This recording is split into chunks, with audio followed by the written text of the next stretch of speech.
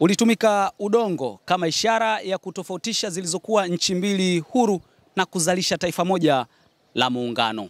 Aprili 26 mwaka 1964 katika ukumbi wa Karimjee jijini Dar es Salaam, hayati Abeid Amani Karume akiwa na mdogo wake kiumri lakini rafiki yake kimamlaka, mwalimu wa zamani hayati Julius Kambarage Nyerere, walichukua jukumu la kuunganisha udongo wa pande mbili. Ilikuwa Zanzibar kwa wakati huo ikiwa na miezi kadhaa tu tangu kupata uhuru wake, na udongo wa Tanganyika ambao yenyewe ilikuwa na miaka kadhaa tangu kupata uhuru wake. Muunganiko huo ukazalisha taifa jipya lililoitwa Jamhuri ya Muungano wa Tanzania, taifa lenye amani na vingine vilivyopo.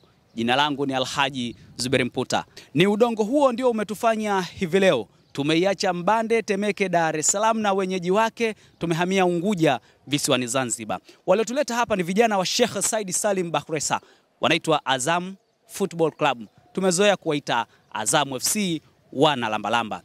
Wako hapa kwenye mchezo wa kombe la shirikisho barani Afrika, hatua ya makundi, ambao wenyewe sasa wanaitafuta tiketi ya kwenda hatua ya robo finali. Ingawaje hawakuanza vyema kwenye mchezo wa awali, lakini sasa wanaitafuta tiketi nyingine ya kwenda kwenye ya alama tatu ambazo zitawafanya wakusanya alama nyingine zitakazowasaidia kupata muunganiko wa alama nyingi zitakazowavusha kwenda hatua ya robo finali. Sise puede ni kauli ya Kihispaniola ambayo ina maana ya kutoa hamasa ama motisha kutokana na jambo fulani. Azam FC wanaitumia kauli hiyo yenye maana kwa Kiswahili ndiyo inawezekana, wakiwa na lengo la kupeana hamasa kuelekea kwenye mchezo huu kwamba wanaweza kupata alama tatu dhidi ya licha ya kukutana na giant wa mpira wa Afrika, Wydad Athletic Club Casablanca. Ni klabu ambayo inatokea katika mji kutoka kwenye taifa la kifalme pale Morocco. Je, itakuwaje? Ni vita ambayo tunaisubiri kwa hamu kuona timu hizi mbili ambazo kwenye michezo yake awali kila mmoja alikuwa na matokeo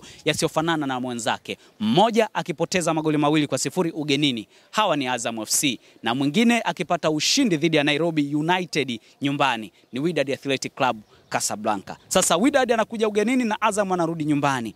Nani atapata matokeo mazuri? Tunasubiri. Lakini nani anaikumbuka ama aliyeisahau ile bato kwenye mchezo wa soka la Tanzania? Ile vita ambayo ilikuwa inaifanya dabi kupata nguvu zaidi, ni jambo ambalo tunasubiri. Marafiki wa zamani walianza kushindania namba tangu akiwa kwenye kikosi cha mwalimu Mohamed Nazardin Nabi. Baadaye mmoja akaondoka. Nazungumzia Faisal Salum Abdallah Faitoto sambamba na Stefan Azizi Ki. Tumezoea kumuita mwamba wa Gadugu, wengine wakimuita shemeji kutokana na haiba ya mambo mengine ya kimahusiano. Lakini leo tunakwenda kuishuhudia vita nyingine ambayo kwa mara kadhaa imekuwa ikituburudisha kwenye soka la Tanzania. Walipokuwa kwenye timu moja waligombania namba kwenye kikosi cha mwalimu Mohamed Nazardin Nabi kabla ya Faisal kuhamia Azam FC, na wakawahi kukutana kwenye dabi ya Dar es Salaam iliyokutanisha Azam na Young Africans. Faisal amewahi kupachika mabao kwenye mchezo dhidi ya Young Africans. Bahati mbaya kwake ni kwamba hajawahi kufunga goli ambalo limeifanya Azam FC ikashinda dhidi ya Young Africans. Lakini bahati nzuri kwa Stefan Azizi Ki, amewahi kufunga magoli ambayo yameifanya Young Africans kupata matokeo ya ushindi katika msimu, lakini pia katika mchezo wa dabi hiyo ya Dar es Salaam dhidi ya Azam FC. Inayokumbukwa zaidi ni ile hat-trick yake iliyozalisha ushindi wa magoli 3-2 katika dimba la Benjamin Mkapa, ambao wenyewe pia ulifurahisha wanayanga, lakini ikawa si bahati nzuri kwa Azam FC. Sasa katika hizo zote pia wamewahi kuwa na bato la kiatu cha ufungaji. Unakumbuka ile Stefan Azizi Ki akiwa MVP na mfungaji bora wa ligi ya Tanzania akiwa Young Africans,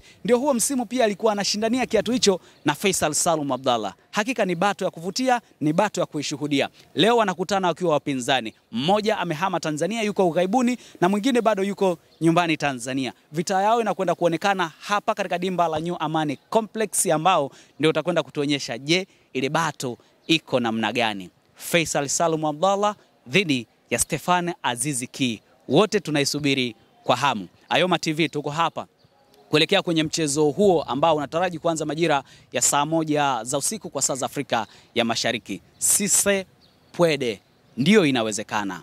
Mungu ibariki Tanzania, Mungu abariki Young Africans wanaocheza ughaibuni Algeria, Mungu abariki Azam FC wanaocheza nyumbani Zanzibar, lakini pia usahau Jumapili pia Mungu wajalie Lunyasi wekundu wa Msimbazi Simba walioko Bamako, Mali, sambamba na Singida Black Stars ambao wenyewe nao watashuka dimbani hapa visiwani Zanzibar kuiwakilisha nchi kwenye michuano ya Afrika.